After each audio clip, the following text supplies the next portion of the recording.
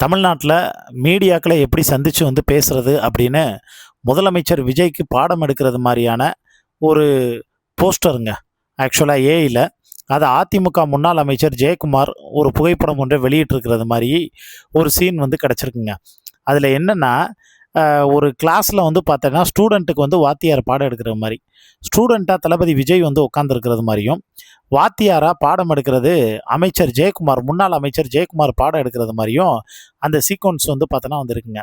அதாவது தமிழ்நாடு மீடியா எப்படி பார்த்தோன்னா மீடியாவை பார்க்கணும், பேசணும் அப்படிங்கிறது மாதிரி பார்த்தீங்கன்னா அந்த வீடியோவில் கிரியேட் ஆகிருக்குங்க. இதில் என்ன ஒரு ஹைலைட்னா, ஜெயக்குமாருக்கு பதிலடி தரக்கூடிய விதமாக தேர்தலில் டெபாசிட் வாங்குறது எப்படி அப்படின்னு தாவேக்கா தரப்பு வகுப்படுத்திருக்குங்க. அதே மாதிரி ஒரு உல்டாவாக அந்த கிளாஸு அது எப்படி போட்டிருக்காங்கன்னா, தமிழ்நாடோட சட்டமன்ற தேர்தலில் சென்னை ராயபுரம் தொகுதியில் போட்டிகிட்டு இருக்கக்கூடிய அதிமுக முன்னாள் அமைச்சர் ஜெயக்குமார் தொடர்ந்து 2வது முறையாக தோல்வியுற்றாருங்கிறது எல்லாருக்குமே தெரியும். இதுக்கப்புறமா முன்னாடி போல் அவர் பொது நிகழ்ச்சியில் பெரிய அளவில் பங்கேற்கிறத குறைச்சிக்கிட்டாருங்க. இன்னொரு பக்கம் சட்டமன்ற தேர்தலில் ஜெயிச்சு முதலமைச்சராக பொறுப்பேற்று இருக்கக்கூடிய விஜய் இதுவரை செய்தியாளர்களை சந்திக்கவே இல்லைங்க.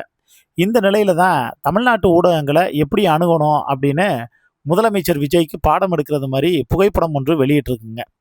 அதில் ஊடகங்கள் எதிரிகள் அல்ல, அவர்கள் ஆட்சியாளர்களை மக்களுடன் இணைக்கும் பாலத்தை போன்றவர்கள் அப்படின்லாம் குறிப்பிடப்பட்டிருக்குங்க. அதாவது ஊடகங்களை மதிக்கணும், மக்களோட பார்வையை அவர்கள் தான் வடிவமைக்கிறாங்க, முதல்ல கவனித்து அதுக்கப்புறமா பதிலளிங்க, அவர்களை பூர்த்தி செய்ய விடுங்க, இடையூறு செய்யாதீங்க, அமைதியாகவும் கட்டுப்பாடுடன் இருங்க, கோபம் அகங்காரம் வேணாம், முக்கிய தகவலுக்கு முக்கியத்துவம் கொடுத்து உங்களுடைய முக்கிய தகவலை முதல்ல தெரிவிங்க, உணர்வுபூர்வமாக இல்லை, தரவுகளோட பேசுங்க, உணர்வுகள் சத்தத்தை தான் ஏற்படுத்தும், தரவுகள் மட்டும்தான் நம்பிக்கை வளர்க்கும், ஒரு நேரத்தில் ஒரு விஷயம் தகவலில் குறியாருங்க, பல்வேறு விவகாரங்களில் இழுக்கப்படுவதை தவிருங்க, நம்பிக்கையுடன் முடியுங்கள், வலுவான நேர்மறையான தாக்கத்துடன் முடியுங்கள்னு ஜெயக்குமார் நின்று பாடம் எடுக்க அதனை முதலமைச்சர் விஜய் அமர்ந்து கவனிப்பதை போன்று ஏஐ அந்த ஏஐயோட புகைப்படம் சித்தரிக்கப்பட்டிருக்குங்க.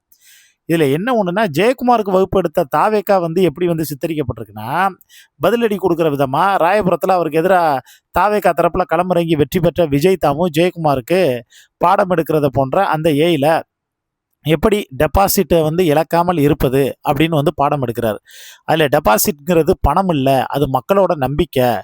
அதோட மட்டும் இல்லாமல் மக்களை புரிஞ்சுக்கங்க, தேர்தலில் போட்டியிடுறதுக்கு முன்னாடி மக்களோட தொடர்பில் இருங்க, வலுவான பூத்து வலுவான அடிப்படை பூத்து வாரியாக வெற்றி பெற்று வாகை சூடுங்க, குறைந்த வாக்குறுதிகளை கொடுத்து அதிகமாக செய்யுங்க, நம்பகத்தன்மையை உங்களது முதலீடு, சரியான வேட்பாளர் மக்கள் நம்பகத்தன்மைக்கே வாக்களிப்பாங்க, வேட்பாளர்களின் முகத்திற்கு அல்ல, ஒவ்வொரு வாக்காளரும் முக்கியம், ஈகோ இல்லாமல் மனங்களை வெல்ல பாருங்க, விவாதங்களை அல்ல, கடைசி முடிவு வெளியாகும் வர களத்தில் இருங்க, சத்தத்தை விட திட்டங்கள் தான் வெற்றிக்கு வழிவகுக்கும், நான் சொன்ன எல்லாத்தையும் செஞ்சால் நீங்கள் டெபாசிட் பார்த்தோன்னா இழக்க நேரிடாதுன்னு தாவேக்காவினர் ஜெயக்குமாருக்கும் பாடம் எடுத்திருப்பது குறிப்பிடத்தக்கது.